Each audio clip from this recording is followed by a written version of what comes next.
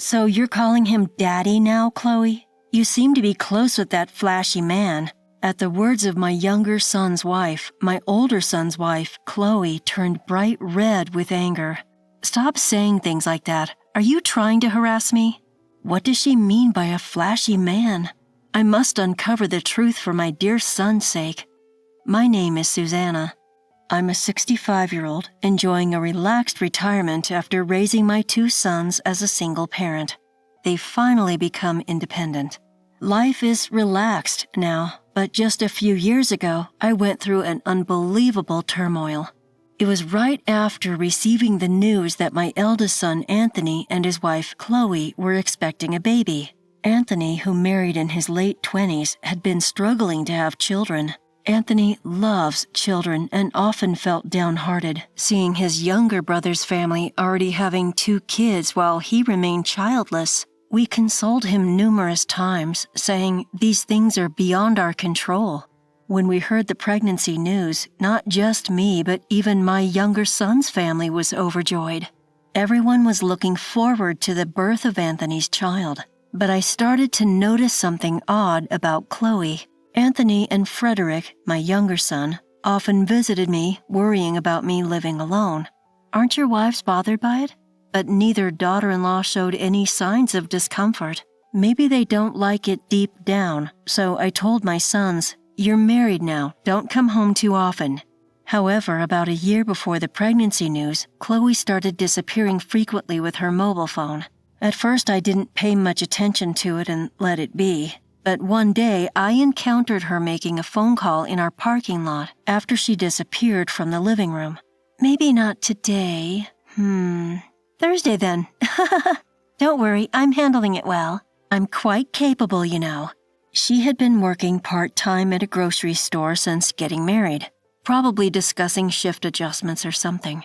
Maybe she felt bad about making calls while visiting her in-laws. It's all right to talk in the living room. She's so conscientious. That's what I thought at the time. But every time she visited, she would disappear into her cell phone calls, which made me worry.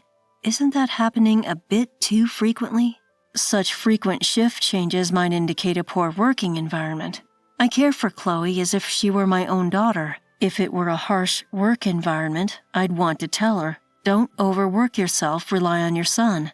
But as a mother-in-law, I hesitate to interfere in their family matters. With that in mind, I casually approached her and, "Sorry, I overheard your phone conversation earlier. Are you busy with work?" I asked her. At that moment, "What? You heard it?" She became furious. Worried that it might have seemed like eavesdropping, I hastily apologized. "I'm sorry, okay? I can't believe it. Eavesdropping on phone calls? That's called being overly intrusive. So what did you hear?" Maybe it was something about shifts?" She gave me a puzzled look. "Yeah, I've been a bit busy. Sorry for raising my voice. I overreacted." "It's okay. You must be tired, right? I'm the one who should apologize." Her forced smile was concerning, but if she felt like I was prying into her phone call, feeling her privacy invaded was understandable. It's natural for her smile to be strained. I think of this daughter-in-law as my own child, but from her perspective, it's mother-in-law and daughter-in-law. Maybe I misjudged the distance. Reflecting on this, I noticed a notification on her mobile phone. The screen showed one new email. Darrow. Darrow?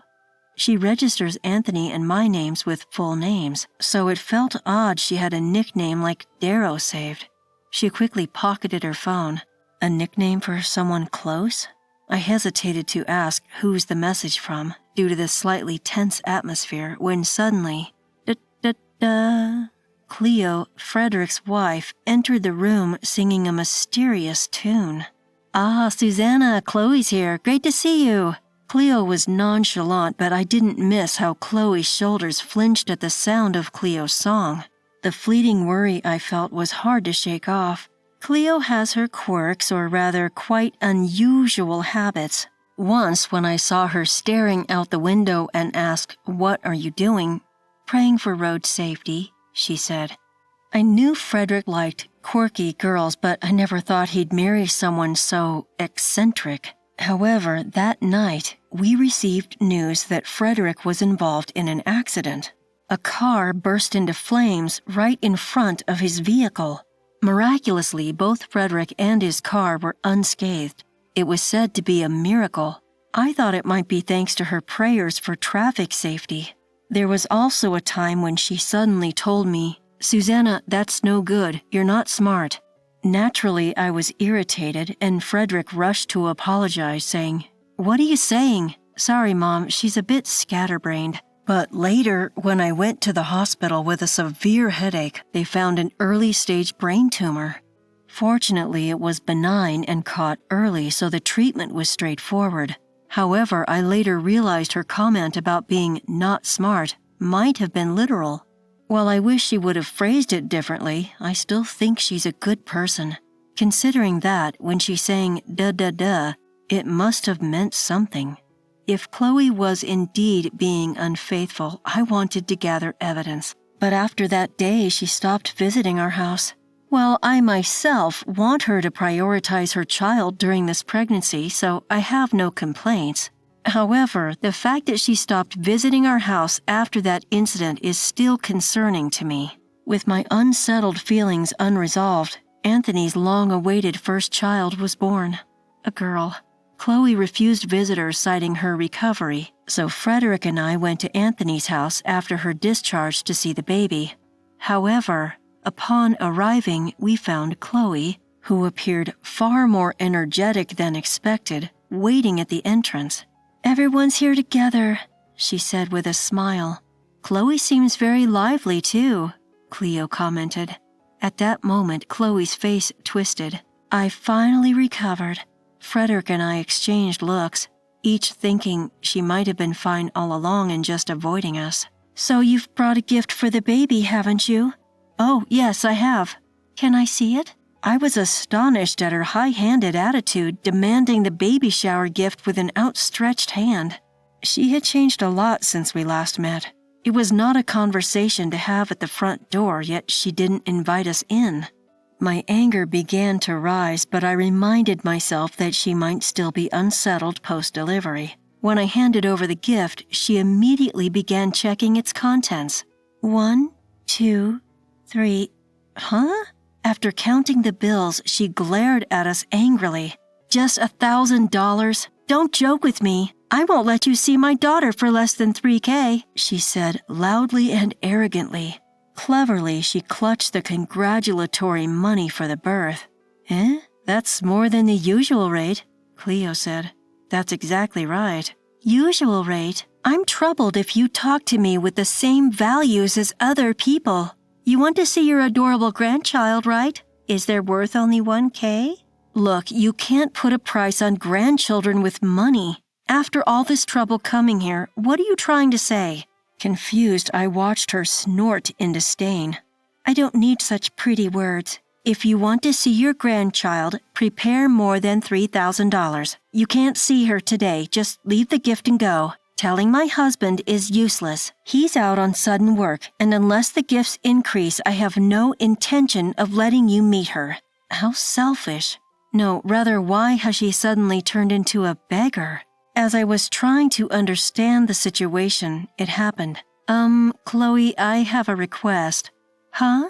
Chloe, not minding the atmosphere, puzzled Cleo. Can you show me the inside of the car? Cleo, talking with a smile, made everyone think, why now? But I remember her intuition in such situations.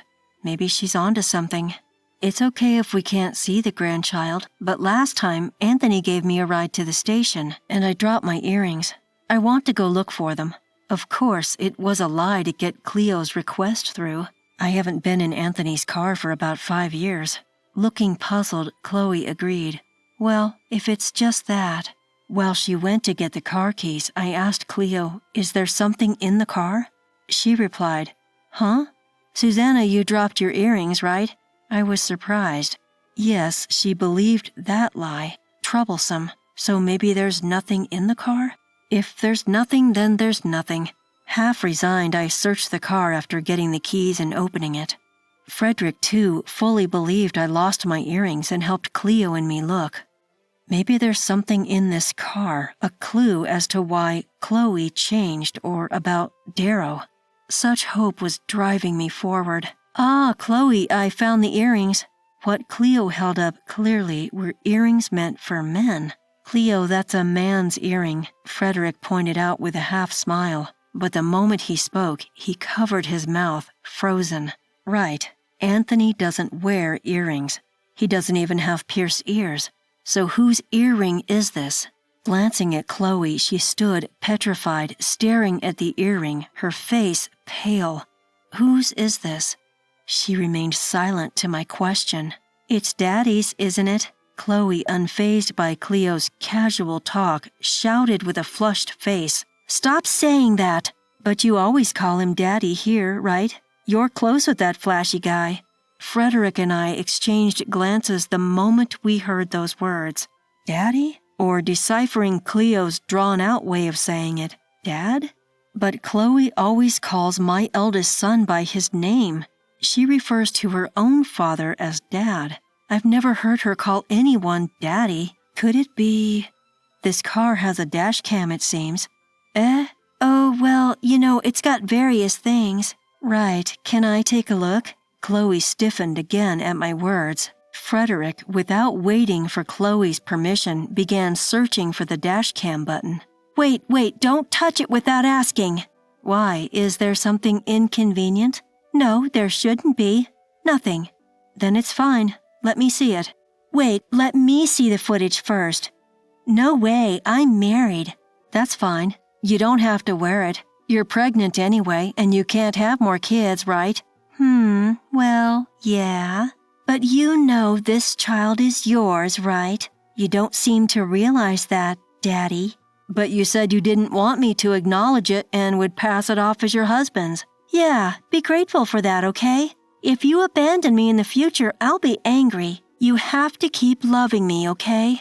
Well, I'm not sure about that. Hey, Daddy. Frederick unexpectedly played the dash cam footage. It showed Chloe and a man wearing the earring, laughing and embracing each other joyfully. For us, who cared deeply about Anthony, it was an abominable sight. When confronted with the truth, Chloe confessed that the man in the video was Derek, her college classmate and ex-boyfriend. Their relationship had restarted after a chance encounter at a friend's wedding, despite her marriage to Anthony.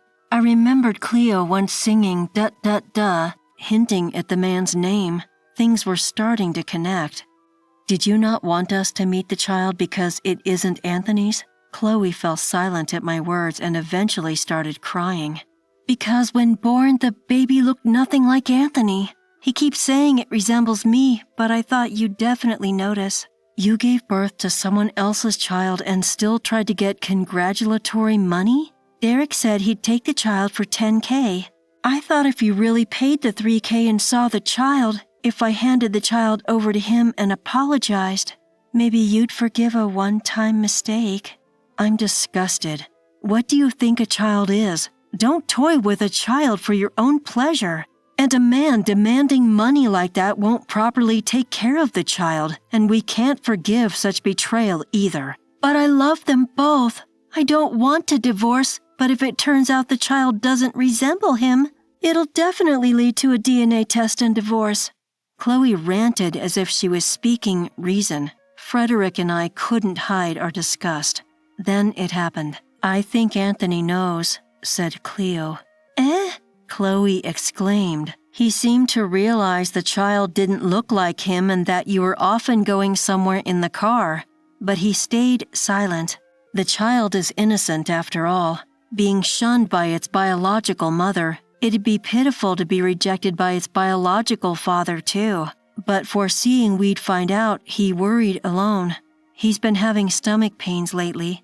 He's at the hospital today. Such a kind Anthony. And you betrayed him, Chloe. I was surprised by Cleo's sharp words, not her usual self. It was a bit scary. I hate people who don't cherish their children. Maybe it's because I raised my much younger sister in place of our working parents. She said that with a smile. Everything Cleo talked about was not directly mentioned by Anthony himself. Despite Chloe's story being unbelievable, everyone believed Chloe's words. Indeed, the kind-hearted Anthony would have worried about the child's future and carried the burden alone. "Chloe, please divorce my son." "But," Chloe clung to my arm in desperation, "don't touch me. I can't see you as my daughter anymore. Loved both?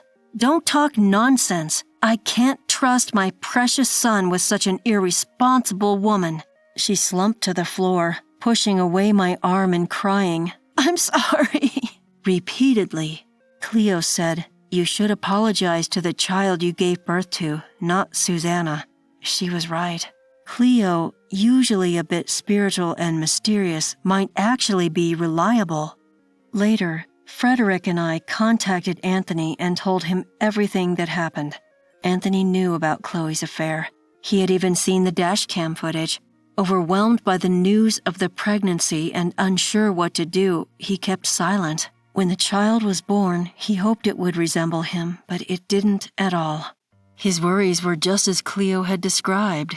I should have suggested divorce earlier, but thinking about the child's future, even if it's not mine, a small life is precious, makes you want to protect it. I told the troubled Anthony to consider the child's perspective. Imagine growing up in a family where the parents don't get along, a mother who cheats, parents in a sham marriage, and a biological father who's a stranger in the family registry.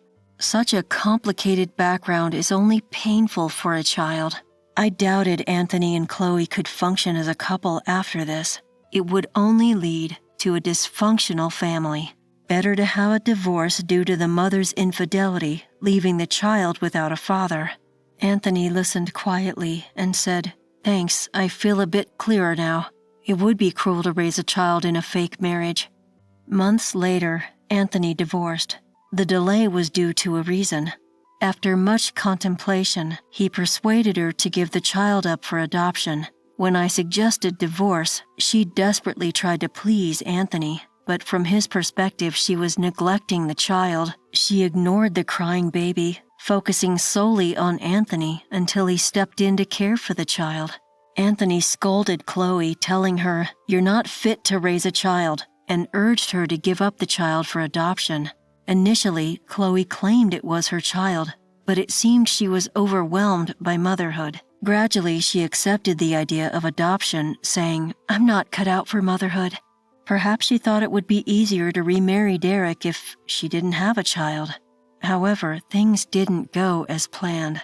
Anthony filed for alimony from both Chloe and Derek. Chloe's parents, furious upon learning the reason for the divorce, agreed to pay Anthony a substantial amount.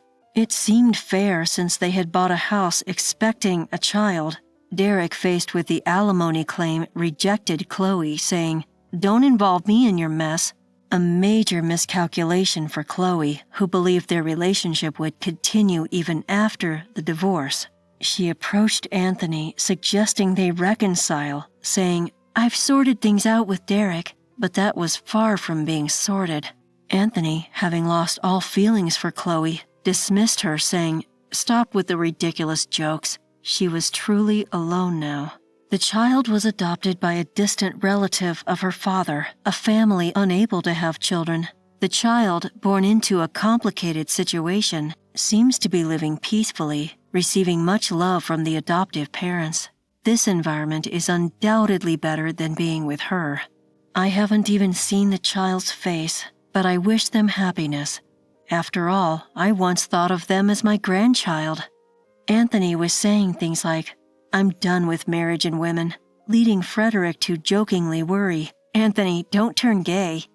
During the New Year holidays, Cleo suggested to Anthony, "Let's start a home garden." Without understanding why, he began gardening and somehow became friendly with the woman next door. They haven't started dating, but they enjoy evenings together in the garden, drinking and chatting.